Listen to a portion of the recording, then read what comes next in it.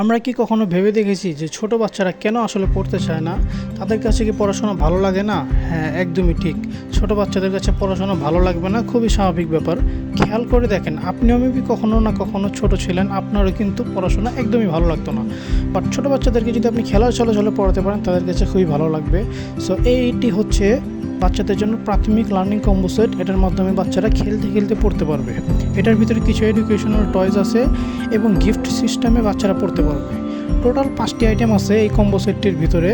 So দেখাই আপনাদেরকে একটি একটি করে যে বাচ্চারা কোনটির মাধ্যমে কী করতে পারবে। প্রথমে আছে একটি পাজেল বোর্ড। এটার ভিতরে 1 2 3 4 5 6 7 8 9 এই সংখ্যাগুলো দেওয়া আছে।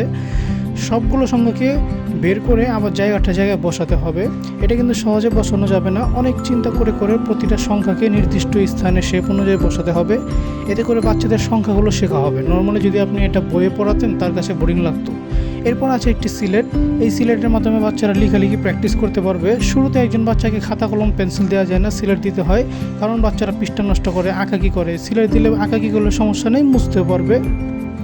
এই সিলেটের পিছনে যে অক্ষরগুলো দেওয়া আছে সেগুলো দেখে দেখে নিজে প্র্যাকটিস করতে পারবে। এরপরে আছে হচ্ছে একটি জ্ঞান বক্স। এই জ্ঞান বক্সের ভিতরে ছোট ছোট অনেকগুলো বই দিয়ে আছে। একটা জিনিস খেয়াল করবেন, বাচ্চাদেরকে বড় বইগুলো দিলে তাদের কাছে ভালো লাগে না, বোরিং লাগে।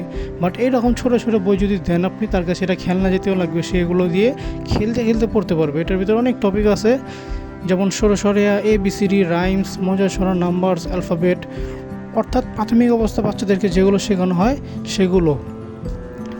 এরপরে এখানে যে প্রতিটা অক্ষর দেখতে পাচ্ছেন, এগুলো সুন্দরভাবে সাজানো। বাচ্চাদের কাছে এগুলো অটোমেটিক কিন্তু ভালো লাগা শুরু করবে এবং সে নিজে থেকে এগুলো পড়তে চাইবে।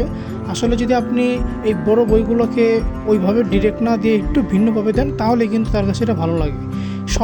এরপরে আসা হচ্ছে একটি আকর্ষণীয় মেজবোর্ড।